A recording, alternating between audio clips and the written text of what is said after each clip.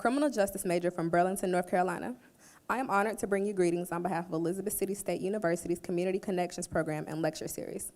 We would like to thank our sponsors, First Citizens Bank, Microsoft, National Endowment of the Arts, Duke Energy Foundation, and Trustee Phyllis Bosworth, along with the contributions of all of our ECSU students that made this event possible. The Community Connections Performance and Lecture Series mission is to produce cultural experiences which can be enjoyed by students, faculty, staff, along with the community at large.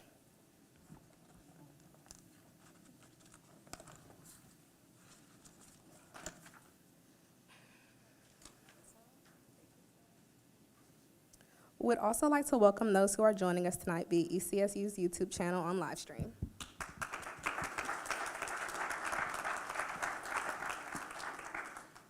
We are in a critical period of time.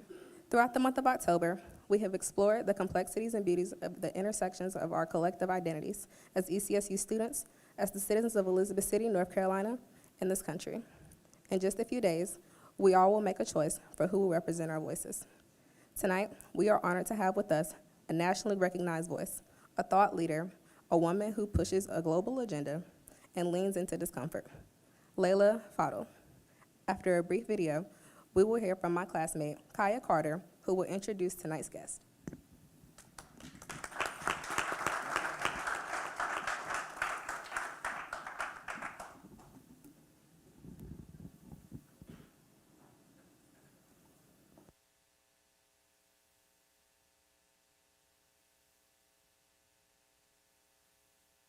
There were a huge amount of attacks on foreign journalists on Saturday during the celebrations because people suspected journalists of being from Al Jazeera, the Qatari-funded network.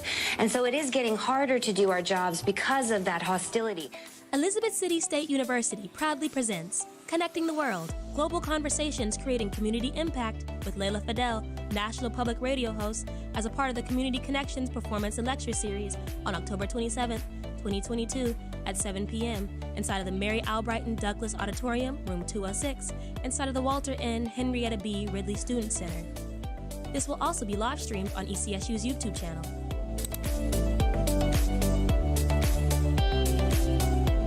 I am Marquita Augustine. I'm a student here at Elizabeth City State University. I'm an aviation major and also double majoring in business accounting.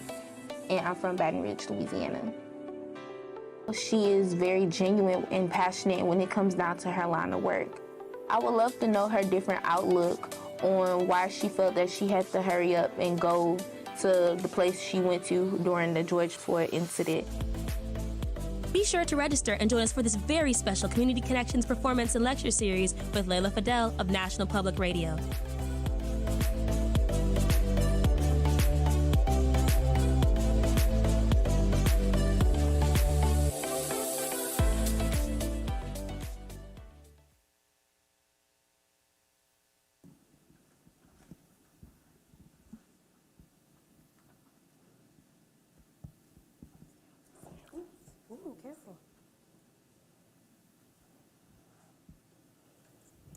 Good evening. I am Kaya Carter, a senior digital media major from Warrensville, North Carolina, and I am humbled to introduce our featured guest.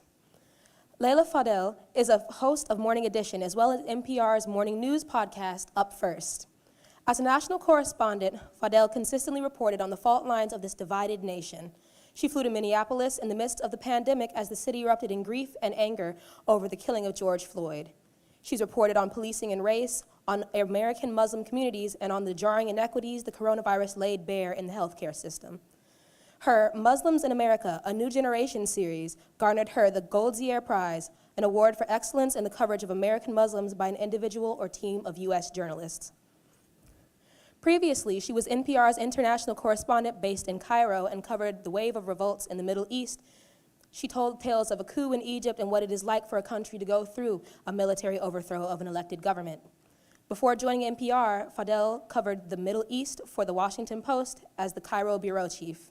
Prior to that role, she covered the Iraq War for nearly 5 years with Knight Ridder, McClatchy newspapers, and later the Washington Post. Her foreign coverage of the devastating human toll of the Iraq War earned her the George R. Polk Award in 2007. In 2016, she was the Council on Foreign Relations Edward R. Murrow Fellow. Fadel is an Lebanese-American journalist who speaks conversational Arabic and was raised in Saudi Arabia and Lebanon. Vikings and community guests, I ask that we recognize and get ready for the authentic storytelling of Leila Fadel.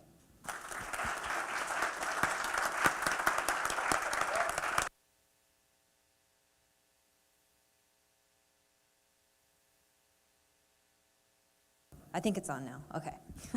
Thank you both so much for that really beautiful introduction, and thank you all so much for having me here. I'm a little bit familiar with Elizabeth City because my uncle, Dr. Jim Watson, is from here, and his wife, Phyllis Bosworth, so I'm very excited to be here and to talk to you. I plan to have a podium, so I'm just gonna read my notes from my lap. And then we can talk about this work and really whatever interests you about what we do at NPR and journalism. My talk today, I keep wanting to say good morning, but I know it's not morning. But I'm never out past 7, so good evening. Yeah, I wake up usually at 2 a.m., so I'm usually in bed by now, but today I woke up at 5 because I was not on the show. So I want to start to talk to you about what I do, and then about what I think is at stake in the industry that I work in, what's at stake in journalism. So I've been a journalist almost 20 years. I mean, that video, clearly I was much younger, 10 years ago, covering the uprising in Egypt. And when I first graduated from college, I walked off campus with my degree, and I had to figure out how to get a job. How do I get a job in this industry that I wanted to be a part of?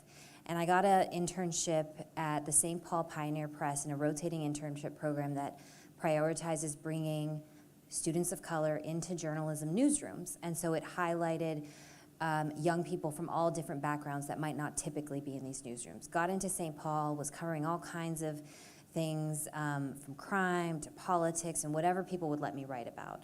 I went to Fort Worth, Texas, and there I also did an internship which turned into my first job, covering crime in Fort Worth, Texas. And I covered all kinds of things. We'll just wait for that phone call to, okay. I covered all kinds of things, including the Krispy Kreme bandit who would leave glazed donuts in people's front yards, which I felt like he was a saint and not a criminal. I don't know why he got the bandit term. And while I was there, I had always wanted to work in the Middle East. And part of the reason I'd wanted to work in the Middle East is I had grown up watching current events that I was living through and never really recognizing the way that it was covered in US media. I didn't recognize people that looked like me or my family.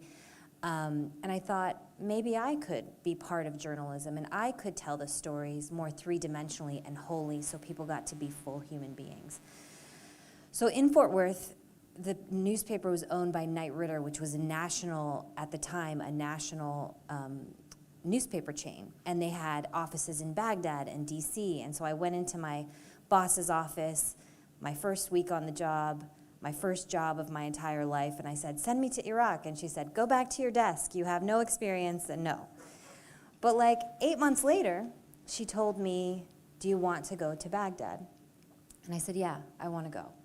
So I got on the plane, and at 24 years old, I was doing a corkscrew landing so that it wouldn't get hit, because that was how you had to land in Iraq at the time, because it was under war. And we landed there, and I was covering the formation of the Iraqi government. And I was covering a country that was trying to live through occupation and conflict. And I really wanted to center the voices of people who were living through that and the young American soldiers that were being sent over there, and that's what I did. And there are stories that stick with me, like one of the stories I think about often, and I think about this often when I cover any story, is that every human being is generally going through the same thing. They want to survive, they want to live, they want to think about happiness and joy and how to feed their kids and keep a roof over their heads and be safe. And all of these pregnant women in Baghdad, I realized, were scheduling their births so that they could survive, because at that point, in 2005 in Iraq, the streets at night were incredibly dangerous because there was a curfew. And so anybody on the road might get shot by US forces or by insurgents. So they were sleeping in hospital hallways, they were having cesareans, and those were the types of stories I wanted to tell. I wanted to tell people what it was like to try to have a normal life when things were not normal in everything that was going on around them. So that was the start of my career. I have lost the point in my notes here. So I spent over a decade in the Middle East and North Africa covering popular uprisings against autocratic leaders, the aftermath of those revolts, and the forces that formed to counter those movements. And during that time when I lived in Cairo, that's where I fell in love with audio storytelling and with NPR. I left my last job at the Washington Post to go into radio, because there's something incredibly intimate about sound without images. Listening to a voice, to a place, can transport you as you imagine who that person is that is speaking, where they are while they're telling you that story, and talking about what they're living through, their dreams, their joys, their fears, their pain. So I'm gonna play you a short piece. It's 3 minutes, and it is a story I did in Minneapolis in May of 2020.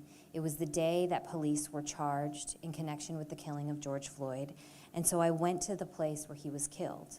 And I want you just to imagine what that place looks like based on the 3 minutes that you're gonna hear right now. Right now, we are on 38th in Chicago.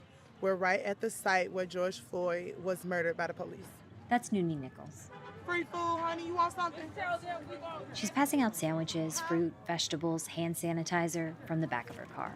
Do you want sour cream? No. Okay. You want lettuce?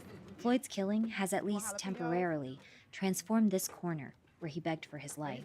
Those who mourn him gather to demand change, some who knew him, but mostly it's the people who virtually witnessed his killing, an all too familiar scene for Black Americans.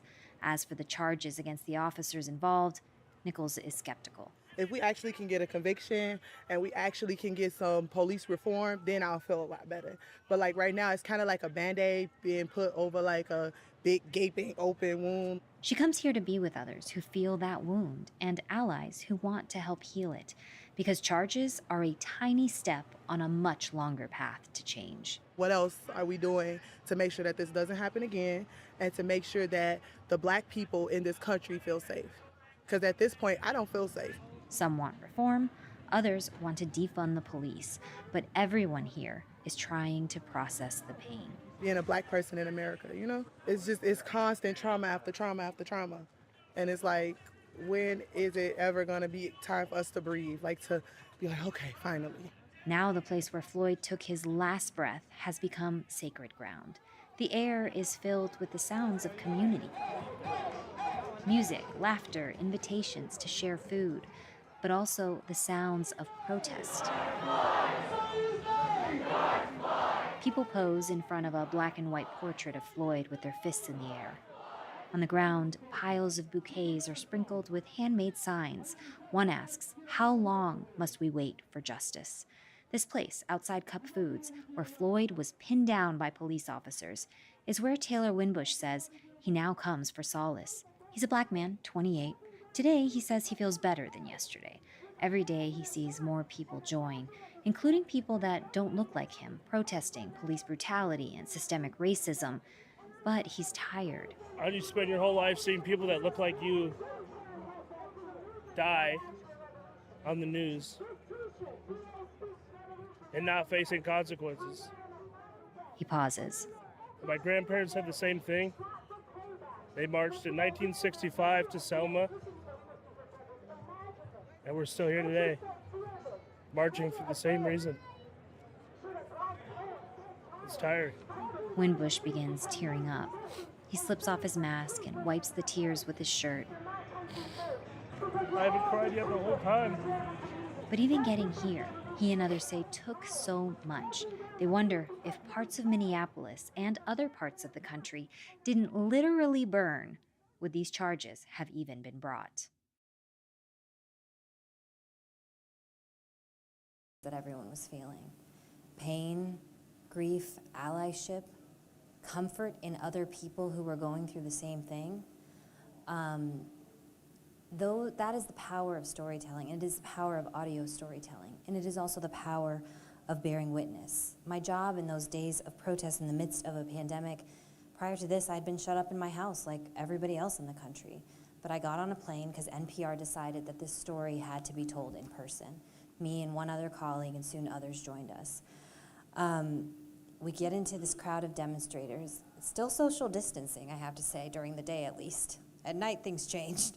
But during the day, everybody was masked, trying to still be respectful of distance, and there was this outpouring of grief and rage, and it was everywhere. And the only reason we knew what happened to George Floyd was because someone else bore witness. Darnella Frazier, a 17-year-old with a cell phone camera, filmed Floyd's killing and put it online. And this is the reason we know what happened. That job, to bear witness, this is the job journalists do every day. What that girl with a camera did was a public service that led to demands for accountability that could not be ignored. And for me, it was only by being in Minneapolis in person that I understood that there were moments of excessive force by police on those first days of demonstrations where we were facing tear gas, rubber bullets, batons, even when demonstrations were peaceful, and even when we were very clearly identified. And there were also people taking advantage of that moment to break into businesses, to steal. All of that was happening at the same time. Now, as host of Morning Edition, my job has changed. I'm not always in the field, although I'm still in the field a lot more than I realized I would be. My job is to also facilitate national conversations about our country and our world, even in this country at a time of deep, deep division. It's my job to ask elected officials the questions the public wants the answers to, and it is my job to bring you conversations and voices from around the country and the world that help us understand people who have the same lived experiences as us and those who do not have the same lived experiences as us. And it's why in Iraq, when I was there, I felt so much that my job was much more higher stakes as an American journalist. We were on the ground. We could truth vet what officials in DC were telling the public about a costly war in Iraq when much of the American public couldn't just get on a plane and land in Baghdad and check it out themselves. We could bring the voices of American soldiers and Iraqi civilians home for people to hear themselves, to decide for themselves about what was happening in Iraq, in the war on terror, but armed with more information than just what officials in DC were telling them.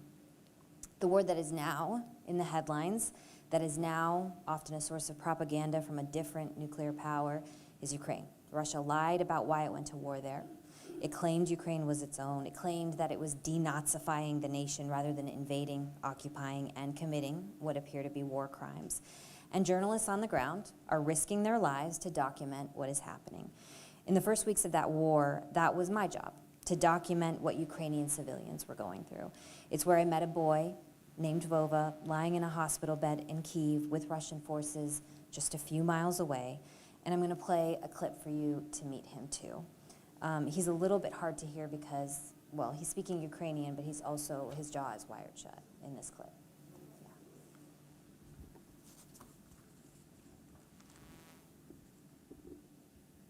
I ask him about the scar running down the side of his face. What happened here? Nothing. The car was fired at. But it's not just his face. A bullet grazed his hand, two pierced his back, another his foot. Okay, I see you're pulling up on your back. That also, you got a bullet here? Wow. And he's showing us a wound to his legs. He's got a bandage on his thigh. And more wounds on his knee. He shows me each injury with the practiced rhythm of a patient who's been poked and prodded. He doesn't cry. He says it doesn't hurt anymore. Vova's mother, Natalia, sits on the bed next to him and tells us Russian forces opened fire on their car as they fled their neighborhood outside Kyiv. So, yes, we were together, the whole family, in one car, and the car was fired at, so he died here on the spot. And just when we started screaming, the children are in here, it was too late for my husband and for Maxim. Maxim was her nephew. He was 6 years old. She pulls up pictures of her late husband. Alexander was 43. Oh, a beautiful family. Is this from Christmas? Yes, this picture been taken 1 year ago. There's a picture of them on their anniversary. He gave her a huge bouquet of flowers. Another one of them on a family hike. Vova jumps in to change the subject. Yes, she shows the dog. What's your dog's name? Жора. Жора. Jora? Giorgio в паспорті. You love your dog. Звалить. He doesn't talk about his dad. You are brave and strong. How are you just so brave about all this? Мені просто якось посох на сьогодні. I just don't care about this war. Vova's mom jumps in here. Він ще не розуміє до кінця, що робиться. It's just not completely realize what is happening. Yeah. What do you think is happening? Типа, Putin has sent his troops to kill the Ukrainians. Putin has sent his troops to kill the Ukrainians. He's 12 years old. Now, Vova told me all he wanted was to play video games, to play with his dog. He wanted to be a normal kid. He didn't want to be a child injured, a child whose dad was killed, a child who has to survive. And at the end of that day, I watched Vova get loaded up on a bus to go to Poland, away from the ambushes, away from the distant sounds of gunfire and explosions, away from the stories that we heard and told from Kyiv. And today the capital of Ukraine is a safer, more vibrant place, and other parts of Ukraine are under siege by Russian forces. Now this work, to document, to truth vet, I think it is a moral obligation in journalism. And of course, in my job at Morning Edition, I also get to tell stories that are about love and joy and music and literature and poetry. And Harry Styles says I give a really good speech, so I'm hoping I deliver today.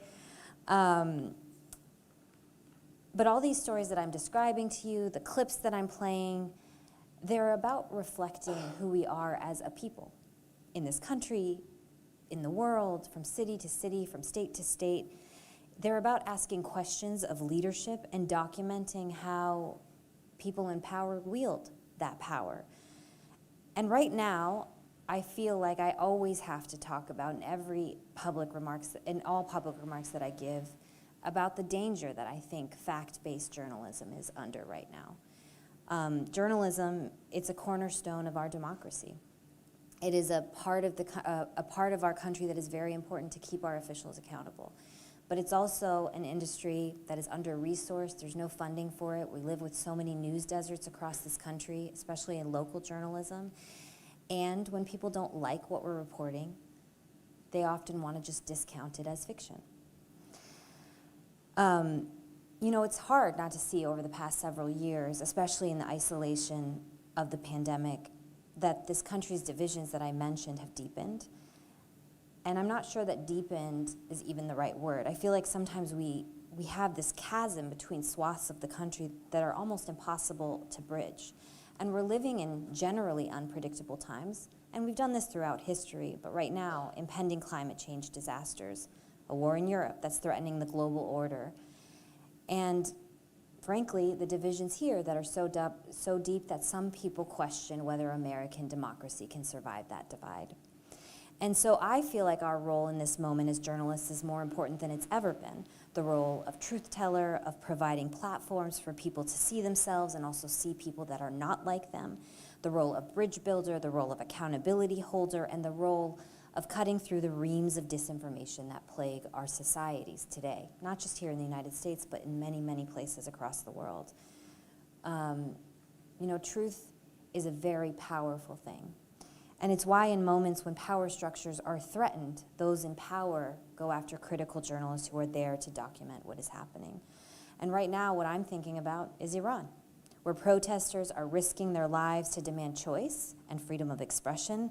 And those protests, like the protests in Minneapolis and like the protests in Cairo, they were inspired by a picture, by an image of a 22-year-old woman, Mahsa Amini, in a coma in a Tehran hospital, her parents hugging in the hall. And Mahsa Amini died in police custody in Iran, detained by the morality police because she was deemed inappropriately dressed. And that's why people are protesting in Iran today, so that it doesn't happen again, so that another woman like Amini will have the choice to live whatever she chooses to wear. And the Iranian journalist who took those pictures to inform the public in Iran, Niloufar Hamidi, she's been detained and is reported to be in solitary confinement. Nobody's heard from her. At least 185 people have been killed in those protests. And the Iranian government is controlling information and the internet because truth is powerful, and the government is trying to put down the movement demanding change. Now, in 2011, I was detained with many journalists in Egypt when Egyptians were revolting against an autocratic leader. They were also demanding change. And the goal, by arresting a bunch of people, not just journalists, all kinds of foreigners, actually. When I was detained, there was a teacher, there was a random guy coming out back from a beach resort. I think they were just arresting everybody because they were freaking out. But by briefly detaining me and others, they were sending a message, right? They're demonizing us. They're telling us not to be there.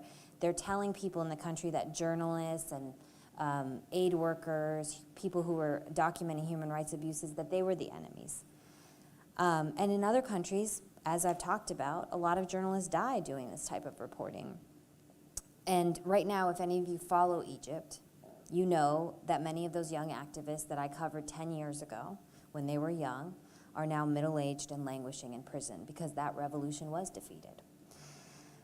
In Ukraine, many journalists have been killed trying to report on Russia's assault, and beyond Ukraine, many journalists have lost their lives for the work they do in dangerous places or on dangerous people. Saudi Arabia, Israel and the occupied Palestinian territories, Syria, Mexico, the list goes on. Now, killing us to silence us is one approach to stopping one voice and intimidating others. But I think we keep going. I know lots of people who will still go and cover something if it's dangerous because they feel that moral obligation.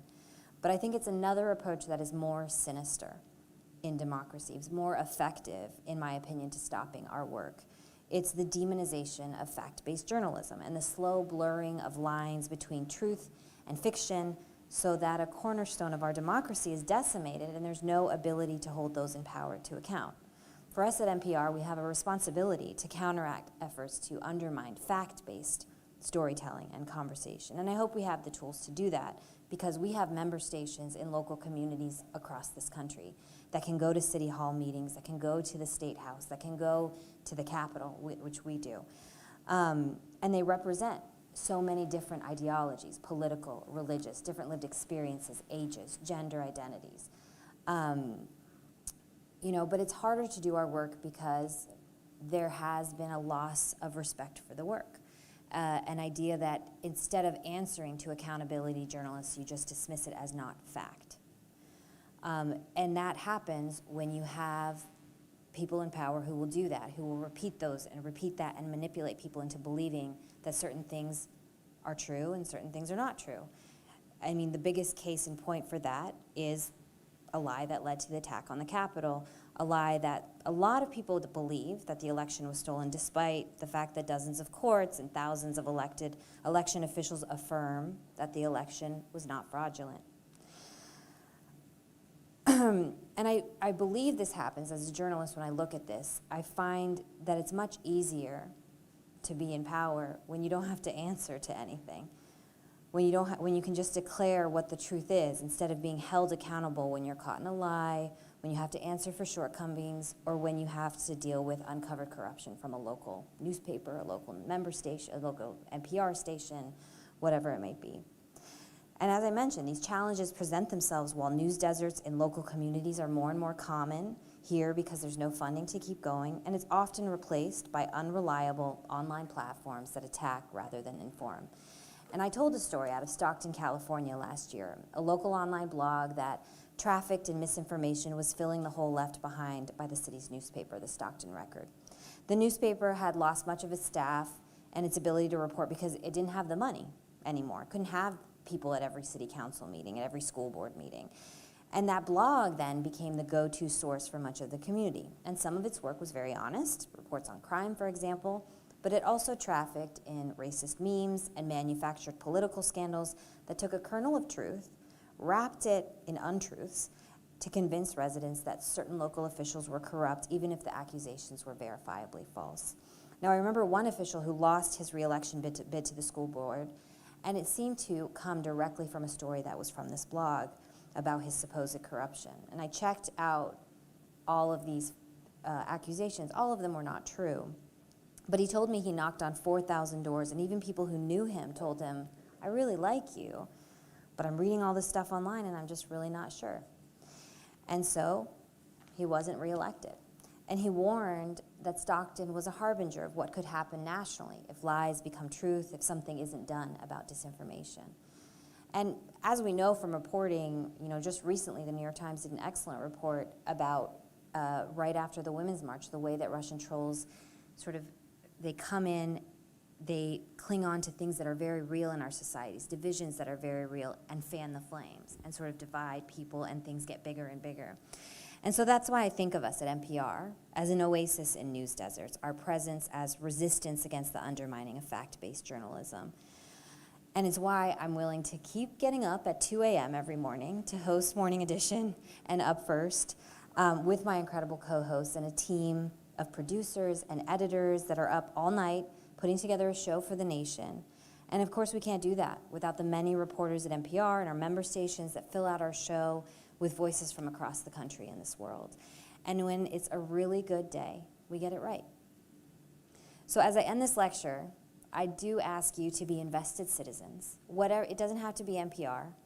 You could go to the Wall Street Journal, to the New York Times, to the Washington Post, to your local paper, to your local station, to break out of your echo chambers, whatever they be, if that's your Twitter feed, your TikTok For You pages, and consume and support local and national news that help us stay informed, that provide us with the facts that allow us to make informed decisions about our countries.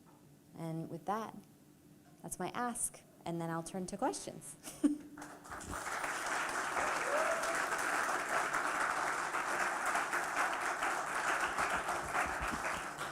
Thank you for your candor and the work you are doing to tell these untold stories. I would like to open it up to the audience for questions. Please raise your hand. We have volunteers who will come around with the microphone to you as we are live streaming. You want to be sure that your question, as well as the answer, is heard.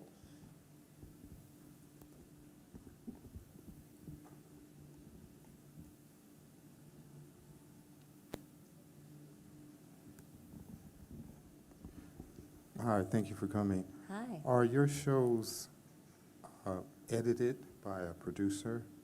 Yes, so we have a big team of producers and editors. So Morning Edition is a 2-hour program that has news, but also music and literature and interviews like that. So it's impossible to do this work without producers who edit our conversations. But in every edited conversations, the idea is to preserve the integrity of it. So let's say if we interview an artist for 20 minutes, we're gonna pick what we feel is the most representative of the entire conversation. We're gonna weave in the music that we're talking about. And then there are conversations that we do fully live, but we still need a producer to make sure it gets on the air. So I would say some days it's like half live, half produced, and the produced conversations are typically things that are not on breaking news, and then we can add in elements into those pieces. Okay, and if you don't mind, one more. Yeah. The consolidation of Yeah. the broadcasting companies, is that impacting, or do you see that as impacting the ability of free speech in the future? I mean, well, obviously I'm in public broadcasting, we're not a private entity, and so that doesn't impact NPR. We just need people to continue to support the work. I do think, as I mentioned when I was talking, that that newspapers are, for me, local news is what's getting hit. When I went to Iraq, American newspapers had huge presences in the countries that I lived in. So Boston Globe had a huge, thriving international desk. Charlotte Observer had a national and international presence. The Philly Inquirer, all of these newspapers around the country were bringing to their cities the national and international news that their citizens needed to hear. That has slimmed down. The only American newspapers that now have an international presence are the Washington Post, the New York Times, the Wall Street Journal, right? NPR, CNN, MSNBC, Fox News, if you're talking about international. And then nationally, who's covering DC for Elizabeth City? Who's covering, and so that's where I get concerned, because an informed citizenry makes for a better democracy. And so in the end, if nobody's gonna fund it, how does it work? Yeah, so I am concerned about that. I see a hand and a hand.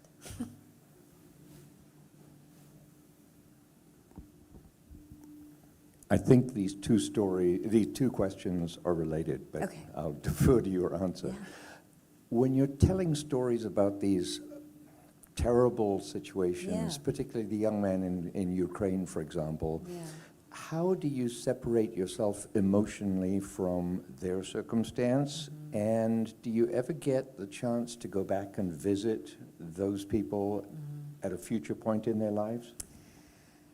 I don't separate. Like, I'm a human being, so I'm not going to stand like a robot in a hospital room with an injured child. You know, sometimes I cry with people. I'll sit with people for a long time. You might hear 5 minutes. I might have sat with them for 5 hours.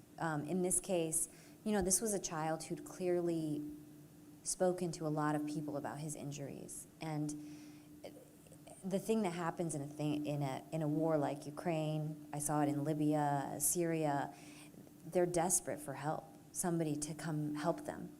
And so they want to show you what they're going through. They're opening their doors, they're asking for help. And you see also over a period of time, I especially saw this with Syrian families, they start to feel neglected by the world. How many times do I ask for help and nobody comes to help me? I'm still in a refugee camp. I'm still being, you know, Syria, it's like 500,000 people at this point that have been killed and millions that have been displaced outside of their country. And so there becomes a point where they're like, how many times can I tell the world, and they'll do nothing and they don't want to talk to you.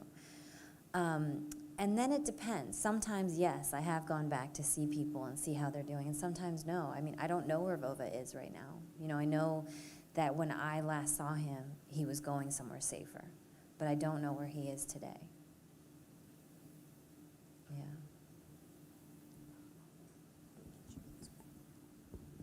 Okay, the other question I have is this. Yeah. I go back to 75 with PBS, Mm-hmm. and I'm noticing more and more crossover.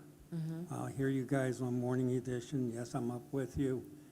And then and that's news, that's fine. But then all of a sudden, like you have your Michel Cinder with Washington Week, and that's more opinion. And are the lines getting blurred, I guess is what I'm asking? No. Or should they stay in their lane? Yeah, I mean, I think it kind of depends on the show you're listening to. So if you listen to our flagship shows, Morning Edition, All Things Considered, our newscast, our Weekend Edition, Weekend All Things Considered, all of those are straight news shows. So you're not going to hear Michelle Martin or Steve Inskeep or Aisha Roscoe pontificate on their opinion on X, Y, or Z.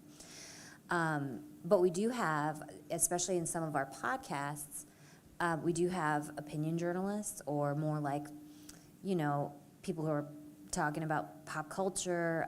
So I don't think the lines are being blurred, but I also think we are contextualizing. You know, we're not going to just throw up what people say because they said it, especially if it's not true.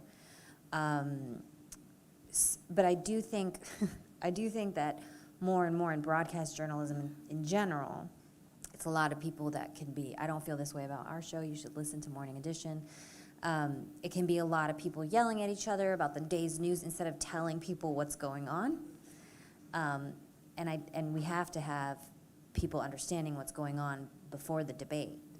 And so, yeah, so I don't feel that at NPR, no. And I think it's very clear also in newspapers, that delineation between the news pages and the opinion pages.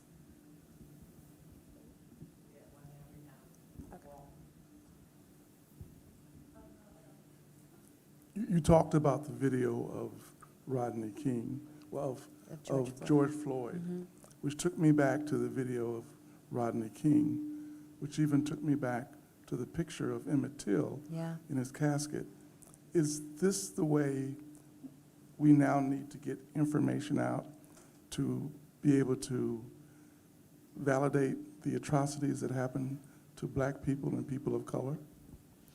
Unfortunately, I don't know if there is any other way, because there's a lot of the country that will never see it because they don't live through it, and they think, you know, they're like, well, the police wouldn't do that, because George Floyd's killing was described as a medical incident until the video was out. In Cairo, which sparked the protests in 2011, it was sparked by a picture of a young man who the police had described as dying of a drug overdose, but the picture was of a man clearly beaten to death. And so it is unfortunate that quite often in these moments of mass protest and change, it is because there is hard and fast evidence that can't be denied. So I remember covering the trial of Derek Chauvin, the police officer who was convicted of George Floyd's murder.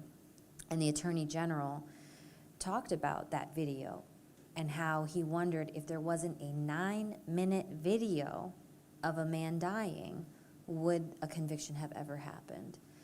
And so, yes, you have to shine a light. And I know that it's traumatizing to see these things, and it's horrible for the communities who know this is true. But when there's denial, that's why we go in to cover. Like in Ukraine, Russia is constantly making up stories about what's happening. And then there are a bunch of journalists on the ground that are saying something else. So, yeah, I don't know if I answered your question, but I see a few hands. Oh, okay, yes. Thank you for coming. So as you're talking about these stories, I'm curious, like, how do you guys, as a news organization, get down to the decision that I'm going to go to Stockton and talk about this blog, or I'm going to go to Russia and Ukraine and tell these stories? Well, some of it's very obvious, like all of Minneapolis is protesting and the country is erupting, and the world, I mean, these protests went global. So clearly a newsroom is going to say, this is really important, we must go. The war in Ukraine, again, a war on the European continent, we must go. The U.S. Goes into Iraq, into Afghanistan, we have to go. And then there are stories that we talk about, like how can we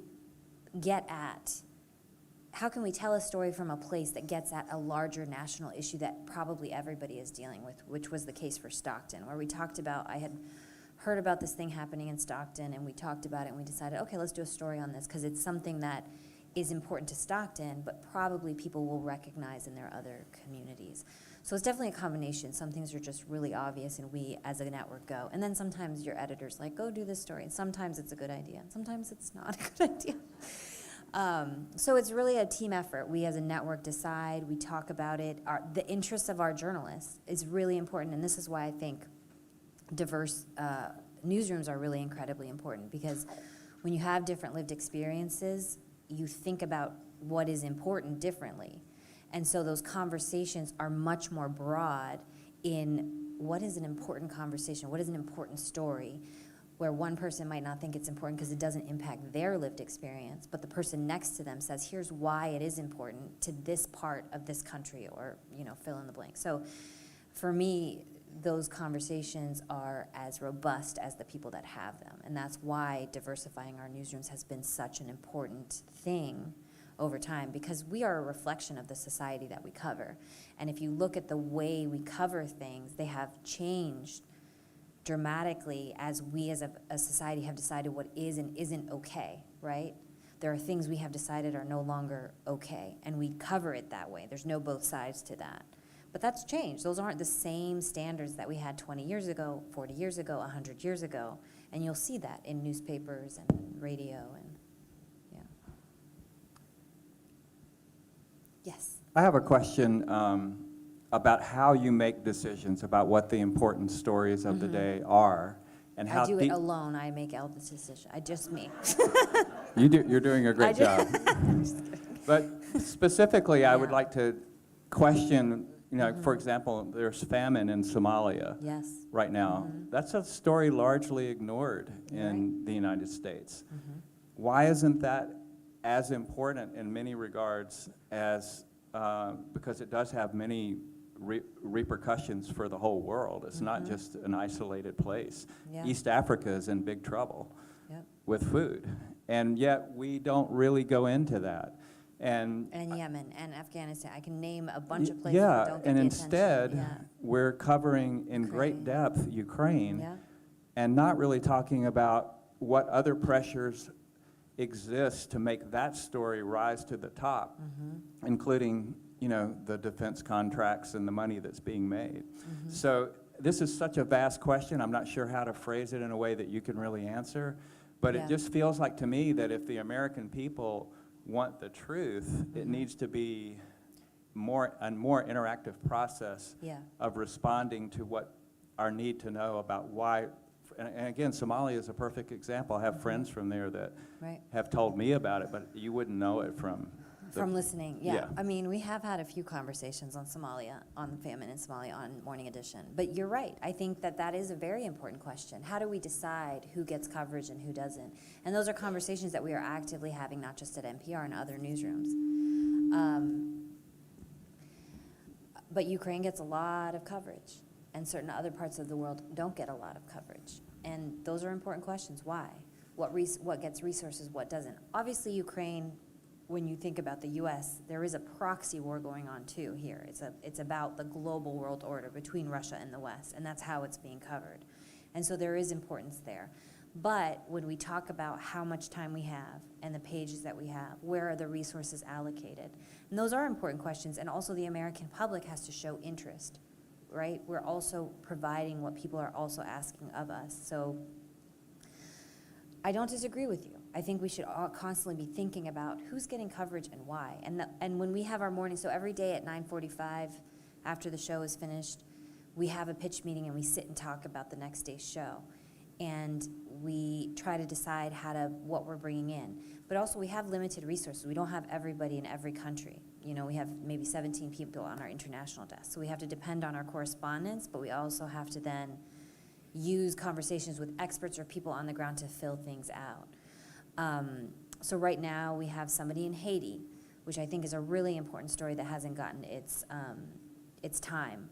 And because he's there for 3-4 days, we're going to have robust coverage for those 3-4 days. But it won't have the same long-lasting coverage that Ukraine has had. And when I came back to the States and I talked about Ukraine, a lot of people would talk to me about how singular, did you ever see anything like this in our modern times? And I was like, yeah. I saw it very recently in Libya and in Syria and in, Iraq was a foreign war, and it is a different war, but so it's not new, and refugee crises are not new, and famine is not new. But I do wonder if certain things got the attention of the American public in a different way because of how they looked. And when you think about Poland and how they were welcomed, so I got to the border, it was incredible. Ukrainians that were scared that the war had just begun. They were, as you heard, leaving their cities under attack, risking their lives to get to the border, and they got across the border into Poland to welcoming. People coming with cars and food, trying to help them. And that isn't always the reception I witness when I watch people trying to escape wars in other places as a journalist. So. Hi, you mentioned the importance of being an informed citizen and how to navigate the space in terms of what's being seen on the news. Yeah. But one thing I want to know is like how to make yourself information literate in terms of like how to filter out the bias and what's like being like partially told or partially true, like how to navigate as a regular citizen. Well, let's take bias out of it. Like it's really actually very difficult right now. Like let's set bias aside. Let's say you read something that's factually correct and biased. That's a step above of what we're dealing with right now when you think about what's out there. You can watch an entire video that has been fully reconstructed and is not real, right? People will circulate, like right now with the Iran protests, there are videos that are circulating from 2009 being said to be today. So anything that you see that somebody messages you, that you see on Twitter, that you see on TikTok or wherever, you want to be critical about where it might have come from. Is it a video from 2022 in Tehran, or is it from somewhere else? Has it been seen anywhere else? There's also, like, Reuters does a lot of fact checks on these things that people share a lot. And then be credulous when you read things. What are the sources? Who are they quoting? Those types of things. So just don't take things and assume they're true, especially if they're things that that confirm things you already believe, which is where you can fall into the trap. And we've all fallen into that trap. Like, I've seen things where I'm like, oh my God, could you believe? And it's absolutely, so just be really credulous about what you're reading. And I think we as journalists, we have to show our work. We have to say, here's how I know these things. Here's who I talk to.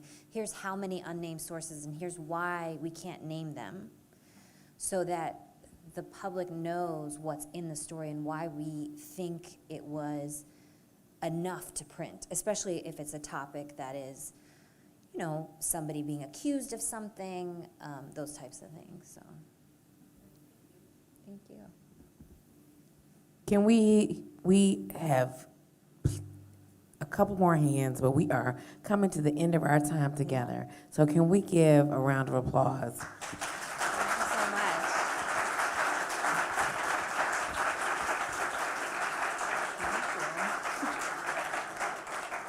Leila, thank you so much for your candor and the work that you're doing to tell these untold stories. Yeah. I do want to mention, for the sake of the audience, if you feel like you need a little bit more, you can hear Leila Fadel There's a show. I do this thing. every morning at dark 30, which is so funny because now I realize why your voice sounds familiar to me. Yeah. Because when the alarm clock comes on somewhere between 5 and 7 on WRVS 89.9, then you can catch Morning Edition. So again, thank you so much. Thank you. We appreciate you. We appreciate you all. I am Nicole Lewis from the Division of Student Affairs, and we'd like to welcome you to continue to check the ECSU website for community connections as we post very soon our spring edition. Thank you so much. Good night.